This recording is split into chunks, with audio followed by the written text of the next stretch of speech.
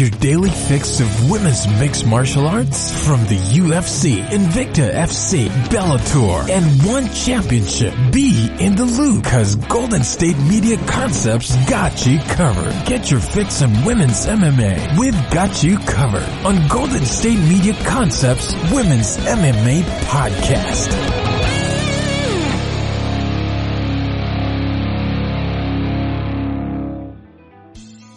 Thank you for tuning into the GSMC Women's MMA Podcast, brought to you by the GSMC Podcast Network. I am your host, Arnel, and hopefully you are doing well for yourself. You, your friends, your family, whether you live in the States or internationally, I hope you're doing well for yourself during a time of major uncertainty, especially here in the States. Sporting is getting incredibly weird here in America because in about like a week or two, we get the NBA making a big comeback. Things are getting a wee bit chaotic right now in the world of basketball. The National Basketball Association being a much more bigger sport. I mean, come on. In the UFC, a fighter is considered making big money if they're making like $200K a year. Isn't that the most highest paid guy ever in UFC history is like someone who made around $5 million?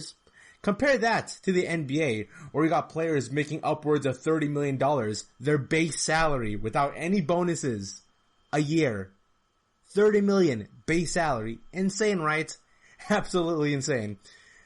But though, UFC 251 just happened here, and Rose Namajunas is back. We had Rose Namajunas versus Jessica Andrade. To me, it has to be the most fun fight of the entire night, as my personal opinion was.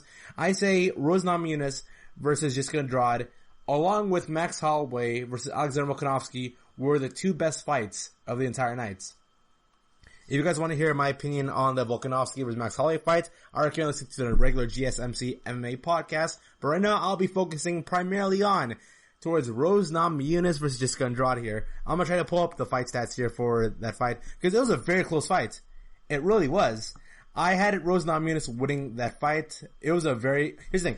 If that fight were to go on for 5 rounds, championship fight, I say Jessica Andrade win. But in this scenario, Rose Namajunas was able to pull out the victory against Jessica Andrade in her comeback fight. I'm gonna pull out the fight stats right over here. So, Jessica Andrade landed 37% of her shots, 79 out of 213. She landed 34% of her signature strikes, 71 of 205. She landed 1 of 3 takedowns, and that takedown came in the third round, and that was the defining round for Jessica Andrade. For Rose Namajunas, she just did a lot more, lower percentage though. She landed 82 of 235 strikes. She landed 35% of her strikes. Compare that to 37% from Jessica Andrade. And in terms of significant strikes, both of these fighters have pretty much the same percentages here. Rose Namajunas landed 82 of 235 strikes, and she had 0 of 1 takedown. She did attempt a takedown in the second round. Rose Namajunas attempted a lot of scary stuff that when I was watching the fight, I was like, and when I meant scary stuff, I meant Rose Namajunas, by the way, she's still great though. She fought pretty much exactly how she did when she was champion. Very fast, very quick, very good, amazing footwork. Her angling of shots is amazing. Her precision's amazing. The only problem though was that I didn't know. Here's the thing, I think Jessica Andrade figured out the way how to beat Rose Namajunas by a third round especially. So first round, second round, it was all Rose Namajunas. Rose Namajunas was pulling out these wild moves. She was pulling out random flying knees. She was pulling out takedowns. Jessica Andrade, amazing head movement, by the way. Absolutely amazing head movement. Jessica Andrade did much more better, way better in this fight than she did in their first encounter. But even with the head movement of Jessica Andrade, Rose Namajunas was able to go pick apart the shots. The length of Rose Namajunas was exceptional. It was very evident in this matchup here. Jessica Andrade, her goal in this fight is what she normally does in most of her fights, and that she tries to barrel her way through her opponents. But in this scenario, Rose Namajunas is so good in her leg movements and being able to evade shots that even though Jessica Andrade was able, here's the other thing. Jessica Andrade is always pushing the action forward, but because Rose Namajunas does something a lot of fighters should do a lot more, in that if your opponent is kind of barreling their way through you, or they're trying to power their way through you and trying to make you uncomfortable by pushing the action forward, Rose Namajunas would take maybe up to 2 steps backwards. She'd move 2 steps back, and then as the opponent is going to lean in for either a crazy hook or a hard jab, Instead, Rose Namajunas takes two steps back, then presses forward, and then goes for a striking combination, which stuns Jessica Andrade multiple times. There's multiple points in the fight here that Jessica Andrade was a wee bit overwhelmed by the counter-punching of Rose Namajunas. So, Jessica Andrade, bell rings, she presses forward of the action, a lot of head movement, trying to confuse Rose Namajunas. Rose Namajunas takes two steps back, then leans in forward, goes in for a combination, then when she goes for like a 1, 2, or 3, then when Jessica Andrade was aiming for a right hook or right haymaker counterpunch, Rose Namajunas would go duck under, which is so strange to see considering the fact that she's so much bigger than Andrade. Rose Namajunas would go duck under a haymaker, and then she would reset everything back to the center of the octagon, and then they would just do it all over again. It was a very great performance for Rose Namajunas.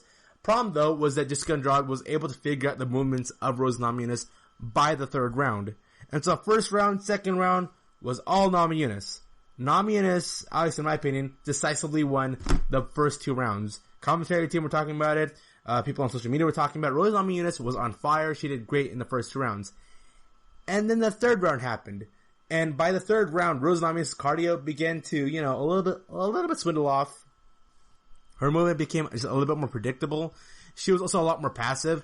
And also it was a lot more evidence that she really was confident in herself trying to go for the decision victory. That Jessica Andrade was like, okay, I know for sure I'm not doing well for myself. You hear the cornermen say, okay, there's chances are Rose Namajunas, she could be up 2-0, or it could be tied 1-1. No matter what though, you have to win this third round. And so the cornermen telling Jessica Andrade, you gotta win the third round because likely she's winning. So Jessica Andrade became a lot more aggressive, and she was more open to getting a lot of headshots on herself, because during this time, Jessica Andrade, she kept barreling her way, and she keeps getting counterpunched, and she just can't find the distance or gauge the distance enough on Rose Namajunas without being pelted by punches. Now the third round, she did the same thing, except this time, Rose Namajunas was, instead of going for a counterpunch, she would go for like a 2-jab combo, and then later just like stand in the pocket. Because in every single exchange, it was jab, combo, strafe out, reset in the center of the octagon. Third round, it was jab, combo, stay in the pocket. Jessica Andrade recognized, okay, so unlike the past 2 rounds, she's staying inside my fighting distance, my pocket. And I'll punish her for that. So this time, when she takes 2 steps back, goes for a combination, Jessica Andrade says, okay, when she does that, instead of backing away or letting her move out or letting her move, I know she's going to stay still, so I'm going to pressure her even more after taking a bunch of shots to the head. And it did in fact happen. So Jessica Andrade was like, okay, she gets hurt. Presses forward. She gives Rose Namajunas a nasty black eye, goes for a takedown. Rose Namajunas, still being a fighter, surprisingly, still aims for like flying knees. She's trying to defend herself. And if the fight were to go on for another 2 minutes, honestly, it's very likely that Jessica Andrade would have knocked out Rose Namajunas. I'm being that honest with you. Rose did attempt a submission while on the ground though. She was trying to go for an armbar or triangle, but things did turn out well for her. But it was a little too late. Even though Jessica Andrade had a really good performance in the third round, Rose Namajunas won the fight through the first and second round. So Rose Namajunas was able to go pick up the victory in a return fight. Rose Namajunas she did a press conference interview or a post-fight interview with the team with Michael Bisping, and she looked really bad. I mean, like, her face looked all really messed up. She had the most nastiest black eye I've ever seen. She looked more banged up than I've ever seen Rose, but she had a big smile. So that was kind of wholesome. It's a weird level of wholesomeness with Rose. In the fact that you're happy for her, even though she looks really awful from that fight. She got really banged up, but Rose is smiling. She's being jovial. She's happy. Jessica Andrade had a great performance, so I applaud both women for being great fighters there. And it feels like we're getting Rose Namajunas with confidence again. Because the problem with Rose was that she just lost her confidence after a fight against Jessica Andrade. And so Jessica Andrade, she's still in the top 5, so she's still pretty safe, and she can still argue her way or make a case for herself to go fight against Weili Zhang if she just pulls off a victory against anyone else in the top 5 of the division. So Jessica Andrade, she's still safe. She could potentially fight for a title fight, probably end of next year. It depends what happens with Rose Namajunas, Joanna Jędrzejczyk, and Weili Zhang. Right now, according to Weili Zhang's fight camp, she's challenging Rose Namajunas. And Rose Namajunas, when asked, hey, what do you think about, Weili Zhang challenging you? And for those of you who don't know, Weili Zhang versus Rose Namajunas was originally supposed to happen. That fight was going to happen, but Rose Namajunas declined it. And that can be attributed to Rose Namajunas having confidence issues, for her trying to adult.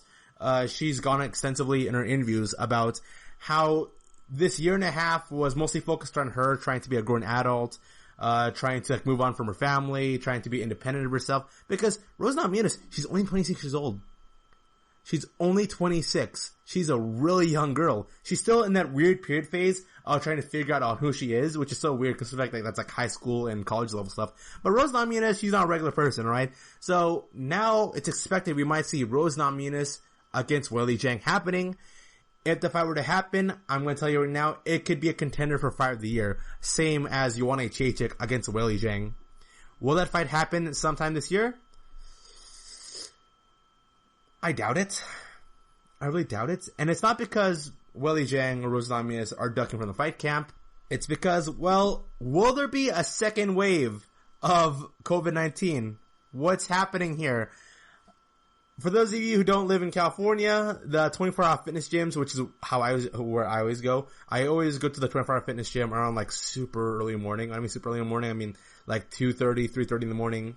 Times got reduced over there. Not only were times reduced, it recently reopened up. You have to go get an app for 24-hour fitness, and you got to go reserve appointments. And now, I recently just got an email saying that 24-hour fitness is going through a reclosing phase. So it hurts, A, it hurts my wallet, and B, there seems to be stores, not just 24-hour fitness, but also restaurants, some grocery stores, Walmart and Target are getting very stingy on the amount of people that's going, because about a week ago, like Walmart and Target, they're fine having like X amount of people going to their stores, but now it's decreased. It's now a lot more strict, a lot more stingy. Restaurants that were beginning to reopen up their dining areas are now closing again, are reclosing yet again. So at least right now in the States, things are getting really hectic yet again. We're afraid of the second wave. And if things are getting hectic right now, there's a high probability that international flights and international traveling will get kind of complicated. And Weili Zhang, living in China, her last experience with Joanna Jędrzejczyk, there were reports going on that Weili Zhang was incredibly homesick and that she felt really off and was incredibly upset over the fact that she couldn't travel from America back to China due to like international traveling being limited due to COVID. So Weili Zhang had a very bad experience again. I don't think she wants to go through that experience of going through homesickness and leaving her country and leaving her home and being stuck at a hotel for 5 weeks doing nothing in this foreign country she doesn't belong in. So Weili Zhang, she was really upset about her first experience with COVID. I don't think she'll be up for it again. Rose Namajunas, she's had friends and family members that passed away from COVID. Khabib Nurmagomedov, his father just passed away from COVID. And Joanna Jędrzejczyk, like, she's Polish. She lives in Poland. So, what's going on here? We got a lot of fighters who currently live in Brazil.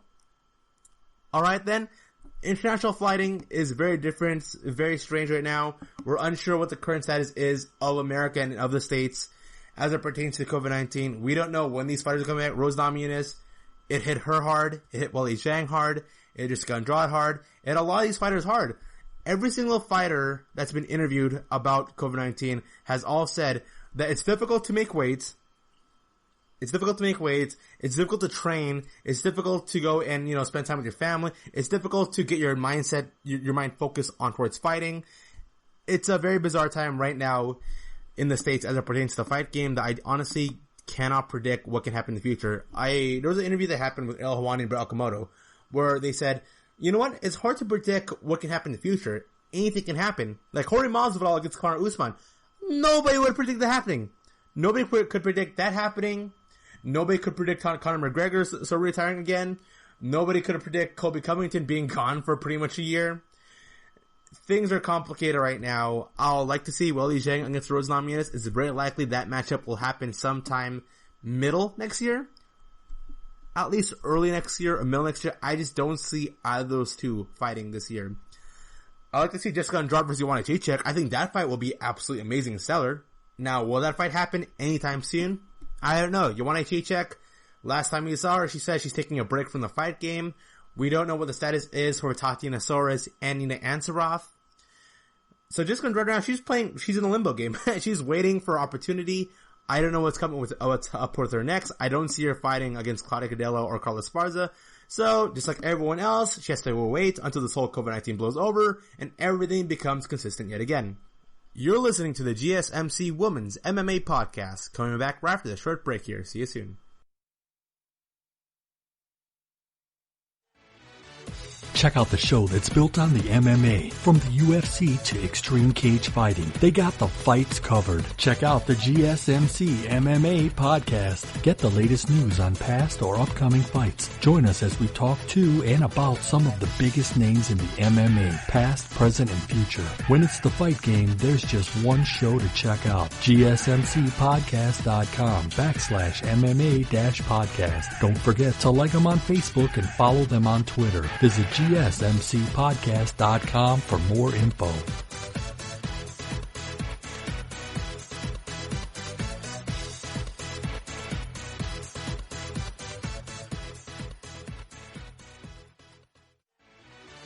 Are you looking for the very best NFL and college football podcast? Then check out the GSMC Football Podcast. Get the latest football news both on and off the field. From the NFL Draft to trades to the rumor mill to the NFL Combines. They got you covered. That's GSMCpodcast.com/football-podcast. Get updates on college rivalries, game day insights, and much, much more. It's football talk the way you want it. This show eats, sleeps, and breathes football. Don't forget to like them on Facebook and follow them on Twitter. Visit GSMCpodcast.com for more info.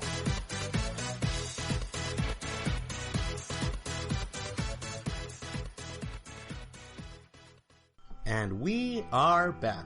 And so the other women's fight that happened at UFC 251 was Amanda Ribas versus Paige VanZant. There was a lot of behind the scenes stuff happening as it pertains to that fight. And what I meant was, the focus around this fight was, what's Paige VanZant going to do next? Because going to that fight, nobody predicted Paige VanZant winning. Nobody. If you look at the betting odds, it was minus 900 for Amanda Ribas. I predicted Amanda Ribas winning. Everyone predicted Amanda Ribas winning.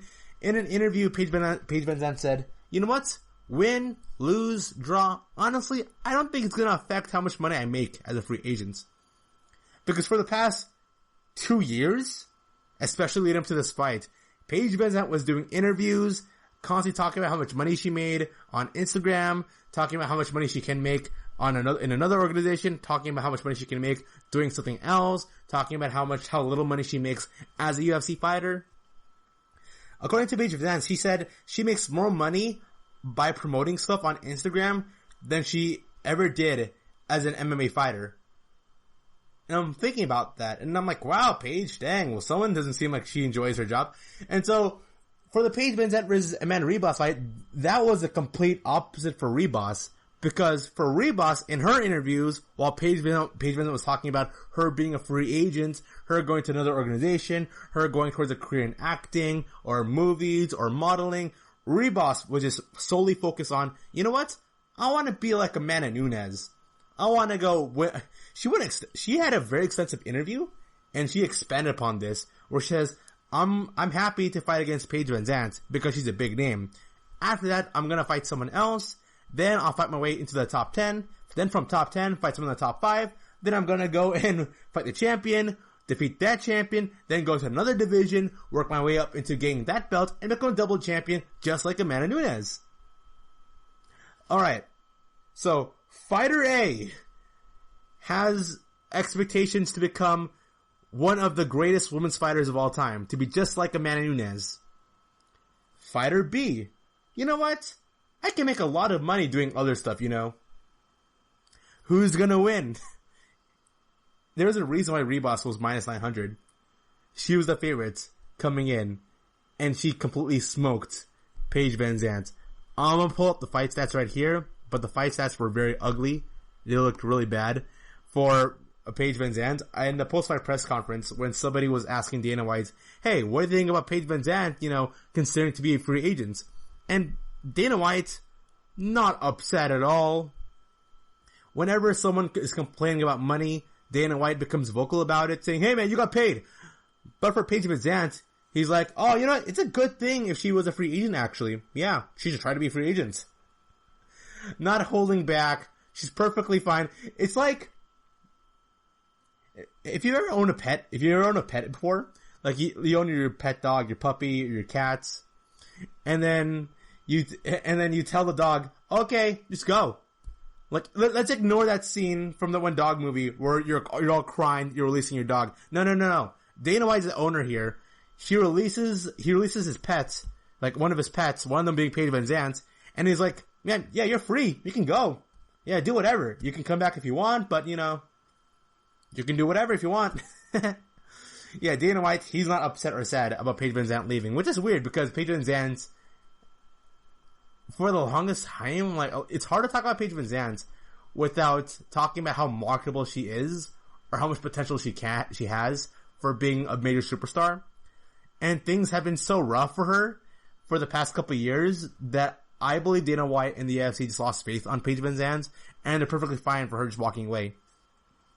But let's look at the fight stats here. Amanda Ribas, she landed 13 out of her 15 total strikes. She landed 6 out of her 7 significant strikes. She landed 1 takedown, had 1 submission attempt here, and she was able to submit Paige VanZant. She was able to tap out Paige VanZant with an armbar, which is so ironic considering the fact that Paige VanZant, when she first came to the UFC, it was like she was meant to be the next Ronda Rousey.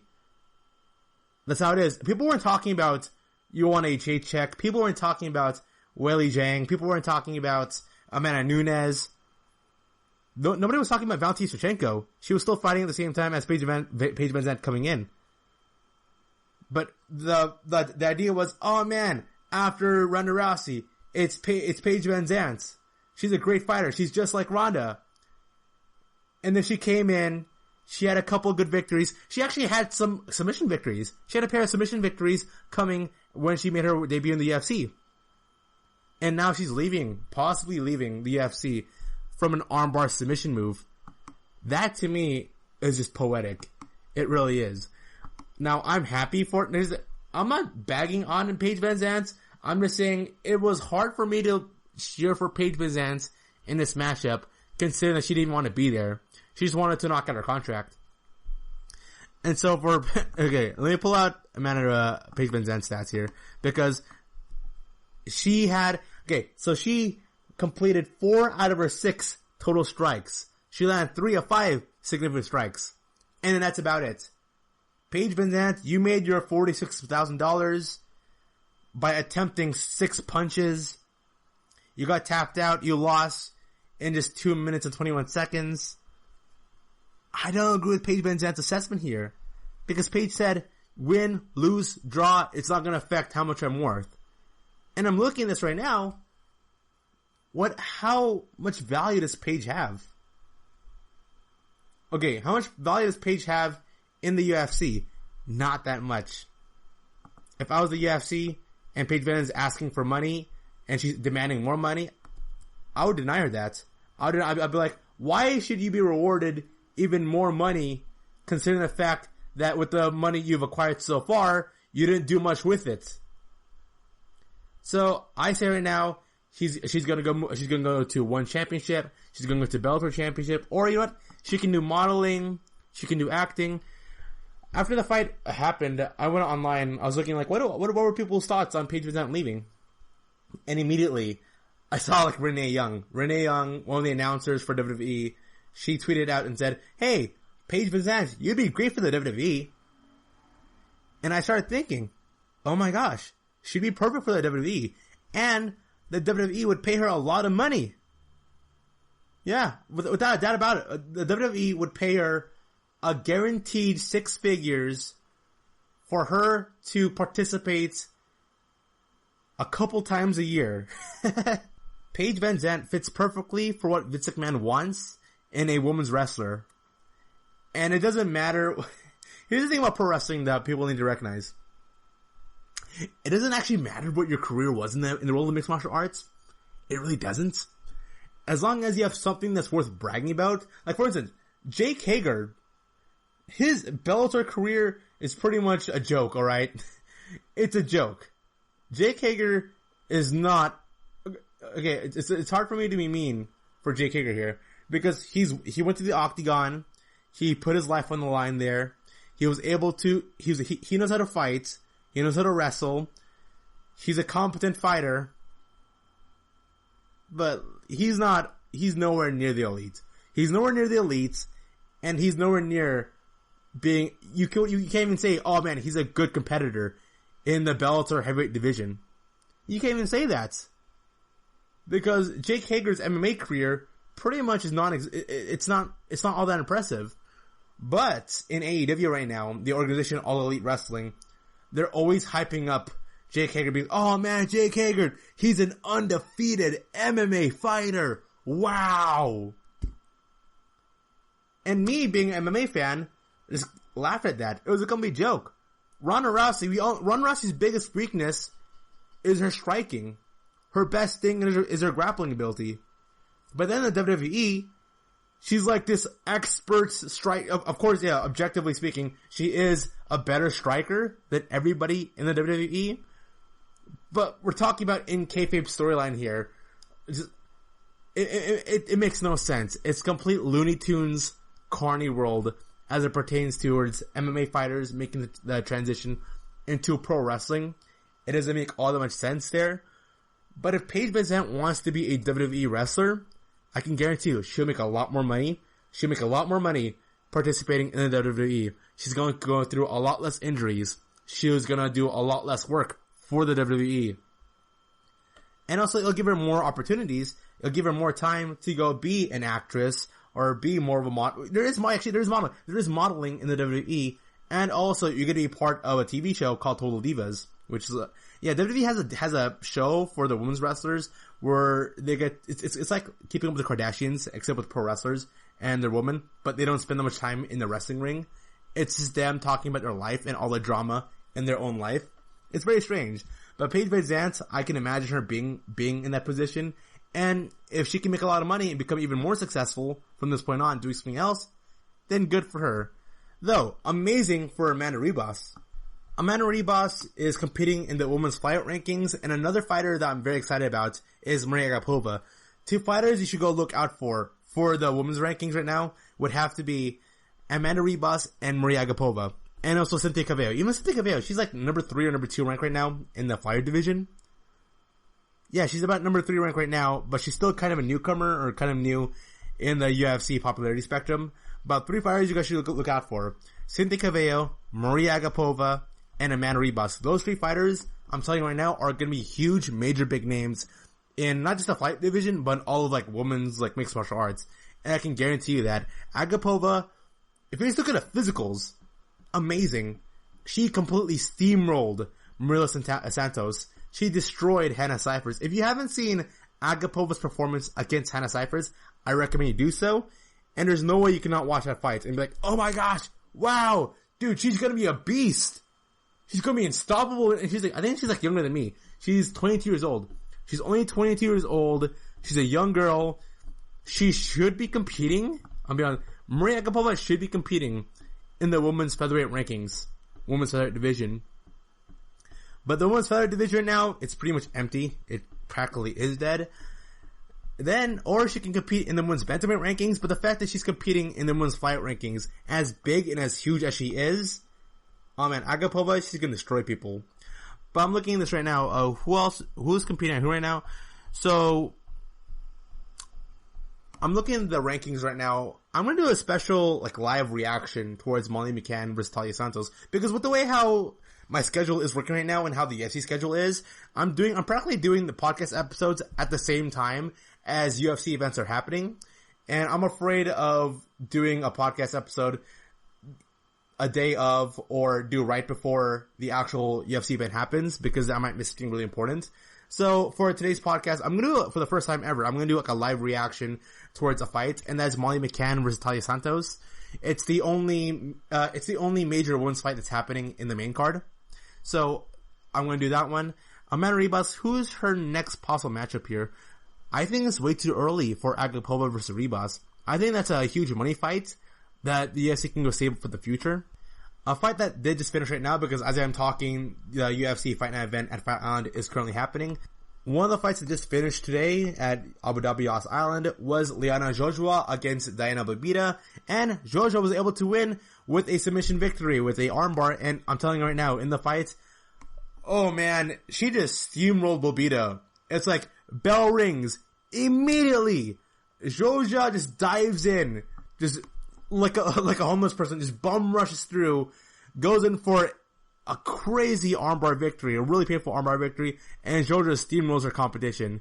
Yikes. It was a very dominant performance by Liana, and I'm happy and I'm excited to see what I can see next from her. But looking to the future, things are very bright right now for Amanda Ribas. But for Maria Agapova, she's up against someone really tough, alright? She's going up against Shayna Dobson. That fight is going to be coming up on August 22nd. Also, one fight that's moving towards that same date, actually August 22nd or August 27th, would be Ji-Yoon Kim. It'll be Ji-Yoon Kim's fight against Alexa Grasso. That's going to be a really fun one also coming up for that week. So August 22nd and August 29th are going to be two other UFC events happening. Those are two fights that are really going to stand out for me, and I'm excited to watch. We have Andrea Lee against Roxanne Modafferi coming up September 12th. Viviana Rujo against Jennifer Maia coming up in just 2 weeks from now, August 1. That's going to be a really fun one. I'm always a huge fan of Roxanne Modafferi. I'm a huge fan of Vivian. And you know what? This will be the biggest test yet for Maria Agapova in her matchup against Dobson.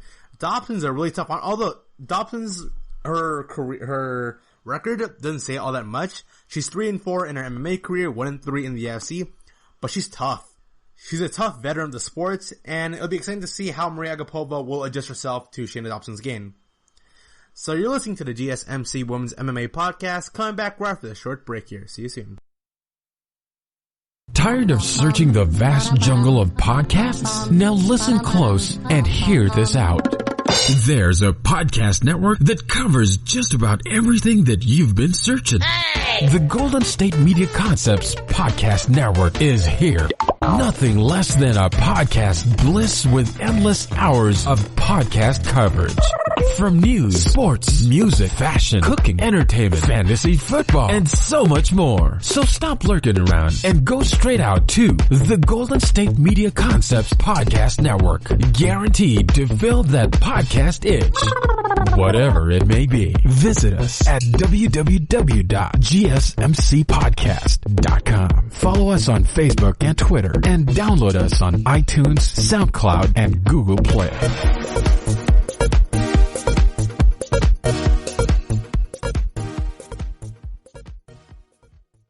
This is your ultimate stop for everything sports. The Golden State Media Concepts Sports Podcast. Should I say more? From the NFL, MLB, the NBA to MMA, it's all in here. The Golden State Media Concepts Sports Podcast. Listen now. And we are back. So, because the podcast I'm doing right now comes in during the same time as there's an actual UFC show happening, I'm gonna do a live reaction. I'm gonna do a live reaction call right now for Molly McCann against Talia Santos. This is gonna be a really fun matchup here. The fight hasn't exactly started yet though, but I recommend all of you guys, if you haven't seen this fight yet, I recommend you do. So right now it's Molly McCann against Talia Santos. Santos coming in unranked, even though she's only had one loss. She lost in her UFC debut. She came to the UFC, and then she lost to Marla Brella. And Molly McCann right now is ranked number 15. So both of these fighters are just outside the top 10. And whoever wins this fight, if Santos wins this fight, she ends up being top ranked, while Molly McCann, she pretty much stays place. She pretty much stays put right now. She's competing in the very deep UFC Women's Flyweight rankings right now, so I don't see McCann going up all that high if she defeats Santos. Same thing for Santos, vice versa. But right now, I'm currently at the 4-minute and 15-second mark of this fight here, and these two women, they're just going right at it. Alright, I'm currently at the 3-minute and 50-second mark of the fight right now. And both these fighters right now, they're kind of scrapping early on, but then Molly McCann, she's being the more... She's the fighter who's like moving around more often. She's obviously trying to make this to be a slow grind-out game against Santos. Santos is pressing forward the fight. She's just pressing forward on the action here. And, oh, Santos with the knee. Oh, man. Okay, Santos actually she's doing really great for herself. And then, oh, wait, referee has to break this up. I think referee's breaking. I think someone's mouth guard fell off. But, okay, everything's all good again. But Santos, man, crazy. She's diving in there. Santos' left eye is getting a wee bit swollen here. And I think Molly McCann right now, she is being a wee bit overwhelmed by Santos. But now, McCann is retaliating by her trying to go in the offensive here. But for the first 2 minutes of this fight here, it was mostly Santos pressuring the action towards Santos. I mean, it was Santos pressuring the action on McCann here, but now McCann, now she's going incredibly aggressive right now on Talia here. Because the referee broke up both of the fighters, and then McCann was like, you know what, I'm gonna just go straight forward. Ugh! And then she immediately hits it with like a right hook. Both these fighters right now are just trading jabs right now, mostly leg kicks. Santos pulled up a really good leg kick on McCann right now. That is slowing down McCann. And then a huge knee by Santos right now. And I think Talia, she figured out what's McCann's weakness here. For those of you who don't know, Santos has 10. She's at 10 KO victories. TKO, both these fighters. Actually, McCann is coming off a win. McCann is coming off a win. Santos is coming off a loss, but it was a close fight she had with Merla Barella. And it's pretty much becomes a case of Santos just overwhelming McCann right now with leg kicks more than anything else. In terms of the boxing exchanges right now, McCann is the better boxer. She's definitely a much better boxer, but Santos right now, she's doing a lot more better fighting inside the pockets, and she's just torturing McCann right now with leg kicks.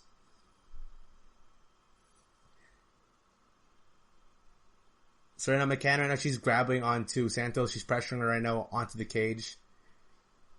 McCann is I can't tell if she's a wee bit busted up or if she's... Oh, snap! Talia Santos with the spine buster slam. Amazing. So McCann initially pressured Santos up onto the cage.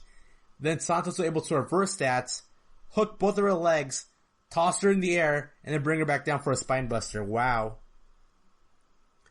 So Santos, here's McCann's biggest weakness right now, that she really struggles as it pertains to her takedown defense.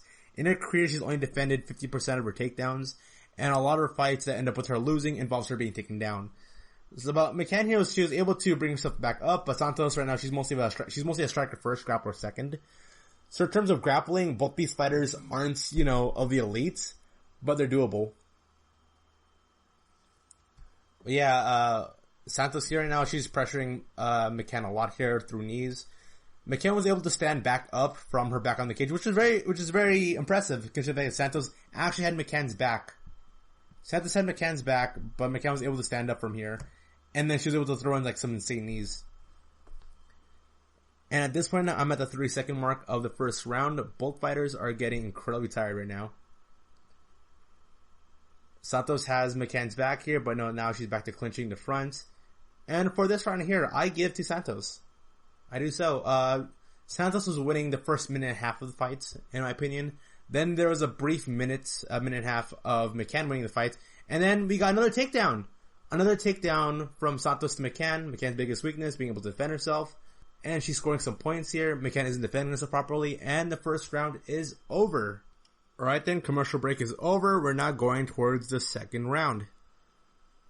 Once again, this portion of here is very similar to the first round. It's just both of them scrapping at it. They're scrapping. Talia Santos using her extension and her long reach on towards McCann. McCann is being ultra aggressive here, while Santos is able to go pull out some counter punches and counter kicks here. I'm looking at McCann's here. McCann's leg is very slow right now, that she had to go switch stances now to a southpaw. So McCann switched over to a southpaw because Santos' leg kicks just drilled her hard. Oh man, nasty body kick! Here's the trick about McCann. She's not really defending the body or leg kicks at all. McCann now is just full on headhunter, while Santos full on focusing on towards the body. Santos was able to go pull out at a really hard looking body kick, but McCann was able to grab it, and then Santos now pressuring up McCann onto the cage.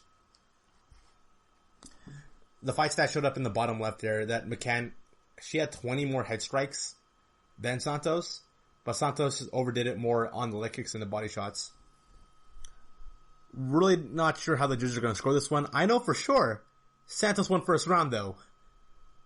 For the second round, it could go completely either way right now from the judges. No one person has dominated here. McCann now is pressuring up Santos onto the cage. And harsh elbow. Harsh knee. And then Santos is able to reverse out of it, hits 2 knees to the chin of McCann. I was going to say, McCann was actually winning this fight up to that point, and then Santos was able to reverse out, get 2 hard knees. To the judges, that might be really big. And she throws out another knee. But yeah, man, these 2 women, they're scrapping. That wasn't really good. So, Santos threw out a body kick, but McCann was able to check her with her own elbow, and then Santos fell backwards, but Santos was now able to go get a takedown in. So she got a takedown in on McCann. So if the judges were scoring it, like, okay, both of them were 50-50, Santos now has, the takedown in, so that helps her case winning this round. But on top of the takedown, she's now on full mount. Santos is on full mount. Santos not really known for her grappling or wrestling ability at all. The scorecard, the statistics just popped up here. Santos has attempted 4 takedowns. She's got 3 takedowns in. And now at this point, Santos is completely smothering McCann. Throwing in some harsh elbows there. And McCann was able to go get Santos at half guard. And now she's right now using the cage to give herself some leverage to go stand back up. And McCann was able to get Santos out of the... but she has submission hold in. She got a neck crank. Santos has a neck crank in right now as McCann was trying to use the cage to get out.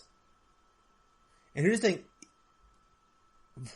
You can attempt a submission hold. You can attempt a choke hold, and all because the person isn't tapping out, the pressure you're applying onto the person's chin and neck, that is so much that wears them down that by the time both fighters get right back up, the person who's taking the chokehold is going to start breathing heavily, and their cardio is going to go way down coming to the next round. So McCann, she's desperately trying to go get back up. Honestly, McCann, she's been doing a great job here. McCann's been doing a great job defending herself from the bottom position, but just too much. And then Talia Santos was able to go for a takedown and yet another full mount. Santos got another full mount onto Molly McCann, throwing in some harsh elbows. And here's the tough part. Molly McCann, she's now a little bit more farther away from the cage, so she can't use the cage as leverage. She's slowly rolling her way towards the cage yet again in an attempt to roll herself to the back and possibly get out of a ground position here. She has one leg onto the cage, but right now Santos is putting all her weight in onto McCann that there's no way she can actually position her body to go for the flip over for her to get out of the ground position. But right now, a really game Santos here. Talia here pretty much dominating the second round here. It's not enough for a 10-8, but it's right now a 10-9 right now. So Santos wins it first round at 10-9. Second round, she's going to win it here at 10-9 also. Santos has 5 seconds here to knock out Molly McCann, and alright, she's got another round coming up. And now we're moving to the third round. Commercial break is over, and Molly McCann just goes in front of Santos, hits with a 2-punch jab combo. McCann is desperate at this point. McCann's going in, obviously trying to go for the knockout victory here, but wow. So McCann was able to go for a right hook, and then Santos defensively is using her long reach in her elbows and her knees to go and stop McCann from applying a little bit more pressure here. McCann is still trying to apply more pressure here, but Santos is chopping her down with those leg and body kicks. It's whenever McCann tries to press forward, Talia Santos raises her knee up, and since she has the height and size advantage over McCann, and McCann, when she goes in for a right hook or when she tries to go for a combo, she ducks her chin under, which leads Santos throwing up her knee, which leads to a potential knockout happening.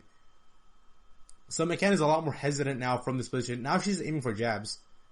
Molly McCann is very afraid of trying to press forward and trying to go for her normal hooks and haymakers here, considering the fact that Santos can go knock her out with just one knee. Look at that, Molly McCann with a spinning sidekick. And Santos eats it. While Santos then goes for, oh my gosh. So McCann goes for a spinning sidekick and then goes for a spinning back fist right afterwards.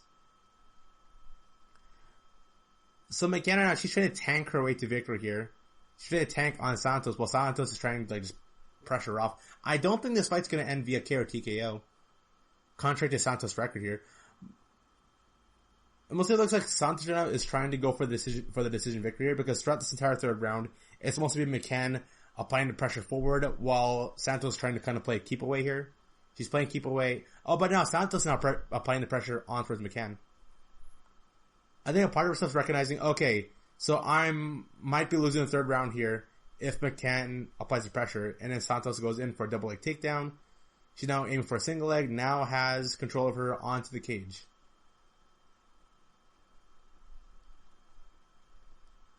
And another takedown here. This is going to be an easy win yet again for Talia Santos. Really good one here.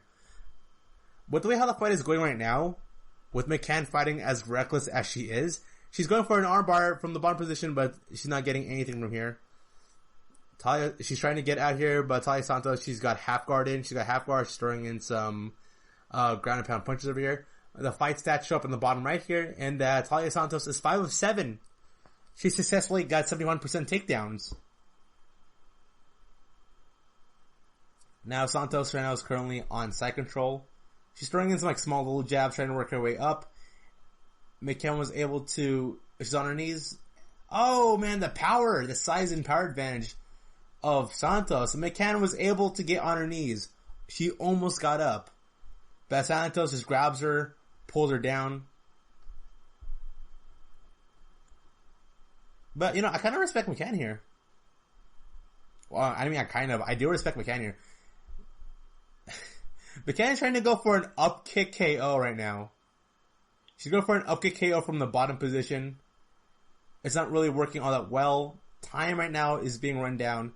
And when McCann, oh wow, nice. McCann tries to go shoot up, tries to stand up, but Santos just dives in there. Great timing, perfect timing there by Santos. So at this point now, it's just Talia ground controlling McCann.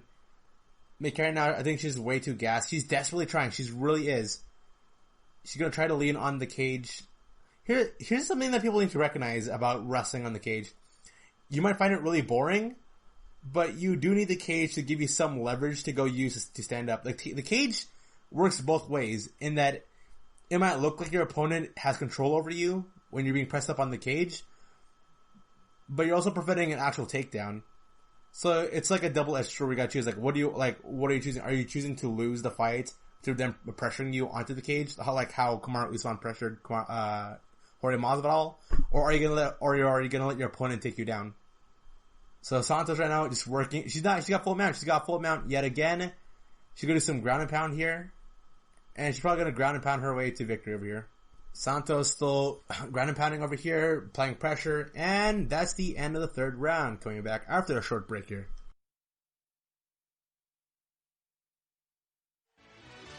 Are you looking for help for your fantasy football team? Check out the GSMC Fantasy Football Podcast. Get today's best advice on who to start, who to sit, even who you should draft. From sleeper picks to red hot lineups, they got it all covered for you. That's GSMCpodcast.com/fantasy-football-podcast. We'll cover traditional leagues, dynasty, PPR, even IDP leagues. When you need fantasy help, there's just one show to hit up. Don't forget to like them on Facebook and follow them on Twitter. Visit GSMCpodcast.com for more info.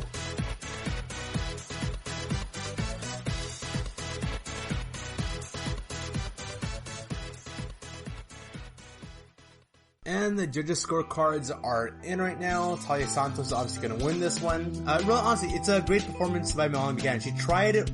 She really did try. This wasn't a boring fight at all. This was a really fun one where Molly McCann was doing the best she could.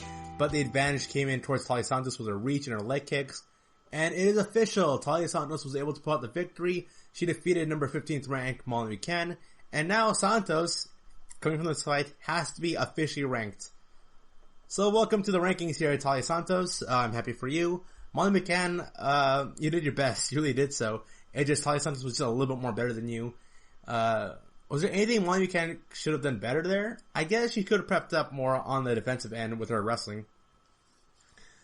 Molly McCann has a history of struggling a lot as it pertains towards grapplers. And here's the thing with Talia Santos. Santos really isn't a grappler. She's a striker first, grappler second. And so it's a very interesting thing from Talia Santos. She's adding the wrestling part to her game, which is really good, making her a complete fighter. But also, one thing I really do like about this fight, from Santos' part, was the fact that she was able to abuse her reach advantage. I don't know how well she can do that against other lengthy, rangy fighters who are also prevalent in the women's flyweight rankings. Molly McCann, she's one of the more smaller fighters in the women's flyweight rankings here, but impressive showing by Talia Santos there with using her leg kicks and being able to apply pressure and fight defensively. She's a great counter hitter. I'm happy for her. I'm just really confused right now on what I can expect from her going forward, because if she takes Molly McCann's rankings in the top 15, actually, let me look up the rankings right now. I'm gonna look up the rankings right now. What's going on the women's flyweight rankings? Because the women's flyweight rankings, it changes all the time. It does. It's always constantly changing. The only thing that's very consistent right now is the top 5. I think we had Carla Esparza and Claudia Cadell. They both won their fights, but neither of them moved up within the rankings. Even though Carla Esparza defeated somebody who was like close to her ranking. So it's very strange here. Right, I'm right now looking at the flyweight rankings right now. Because here's, in the same rankings here, we also have Amanda Ribas and Maria Agapova.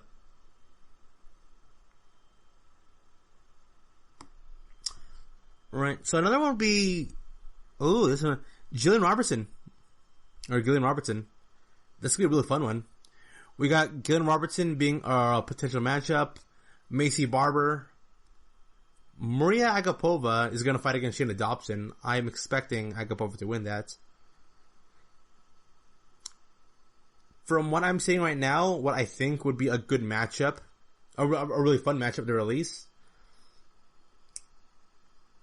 would have to be either Gillian Robertson against Talia Santos or Antonina Shevchenko against Santos. I'm saying even though Antonina, her past 3 fights haven't really been all that good. She had one good victory against Lucy Podolova, but Antonina coming into the UFC, she was undefeated.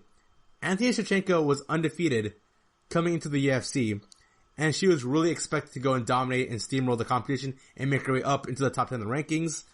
She had an upset loss to Roxanne Modafferi. She was fed to the wolves fighting against Caitlin Chikagian. I think in terms of size and fighting styles, Antonina Shevchenko fits perfectly for Talia Santos. But if Talia Santos right now, from this fight here with Molly McCann, she's able to go showcase her grappling and her wrestling ability and her clinch game, Antonina, for as amazing as a kickboxer as she is, she's very one-dimensional. So if the UFC is really pushing towards Talia Santos moving her way up in the rankings, they would get Antonina against Talia. But it wouldn't look good for Antonina. That would be, honestly, Antonina is gonna come into the fight as the underdog. And if Antonina were to fight Talia Santos and Talia Santos were to defeat Antonina, then Antonina would be 2-3 in the UFC. So I don't think there's anyone from Antonina's fight camp who's willing to accept that. And then we have Gillian Robertson, who's coming off a submission victory over Courtney Casey. She lost to Macy Barber via TKO, but won against Sarah Froda. Macy Barber, she's not matched up with anyone lately. She recently lost to Roxanne Modafferi. Roxanne Modafferi's place in the fight rankings is so bizarre. So Roxanne Modafferi, she was outside the top 10, and then in every fight Roxanne Modafferi ends up going to, where she's expected to lose, she ends up winning. And so she unintentionally ruins the plans of any young up-and-coming fighters the UFC are pushing, because Roxanne Modafferi just beats them. But Modafferi's still not good enough to go at a title fight. I find it very interesting. So the 3 fighters right now to look out for would be, where's Barella? So Merriman Barella, who I think is a really good fighter, she's had a tough end, losing her past 3 fights. She's 2-4 in the UFC. I thought Barella would be in a much better place in the rankings, but things are not just going well for her. And then we have, here's the tough part. Gio Kim is fighting against Alexa Grasso, and Gio Kim should be able to win that fight. And I think if Gia Kim were to fight against Anthony Shevchenko again, she'd be able to go and make up that loss. But Gia Kim has, weight problems. She can't make weight, which leads to all these catch weight matchups here. If I were the UFC and I would push stars right now, if Ji Kim were to defeat Alexa Grasso, it would be an interesting narrative to have Ji Kim fight against Anthony Shevchenko. I think both fighters would agree to that. I think Ji Kim would agree, trying to win the rematch against Shevchenko. I think Ji Kim now is a much more better fighter than she was when she fought against Antonina. Anthony Shevchenko, she's had a tough go, she's had a tough go. I think she's gonna feel really confident fighting against somebody like Ji Kim. Molly McCann, now that she's outside the rankings right now, she's pretty much gonna be placed at the role as gatekeeper. You know what? Amanda Ribas. If Molly McCann will be placed as the role of a gatekeeper, then she's the best matchup for Amanda Ribas. Amanda Ribas faces off against Molly McCann, or Amanda Ribas fights against Jillian Robertson. And then from that moment on, we will go have Maria Agapova. She's going to fight against Shayna Dobson. So you have 3 fighters right now currently moving their way up outside the top 10 rankings right now. Because there's no way any of those women are going to be able to go compete in the top 10. I'm looking at the top 10 right now in rankings. We have Kaylin Chukagian. Here's the thing. There are 3 women right now who are part of the top 10 who are booked for a fight. That's Jennifer Maia against Vivian Orejo coming up on August 1st. And then on September 12th, we have Andrea Lee against Roxanne McDeffrey, and then so we have, you have 2 fights coming up. We got 2 fights coming up in the women's flyweight rankings here. I don't think any of those fights or any of those matchups, with the exception of Jennifer Maia defeating Vivian, might give Jennifer Maia a case into either fighting against Lauren Murphy or superseding Lauren Murphy in the rankings.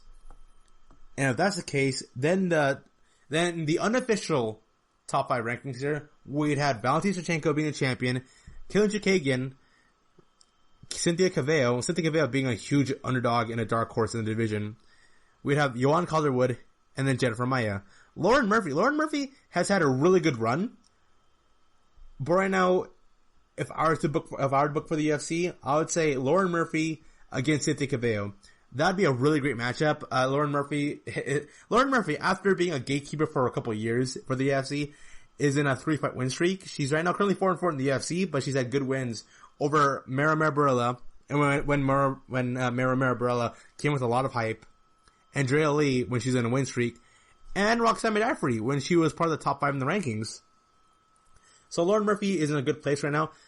The rankings right now for the women's flight division is pretty stable. It's a pretty stable division where we all know what to expect from this division. We got people outside the top 10 right now making their way up in the rankings. But currently, if I look at the 6 through 10, so 6 through 10, we would have Lauren Murphy.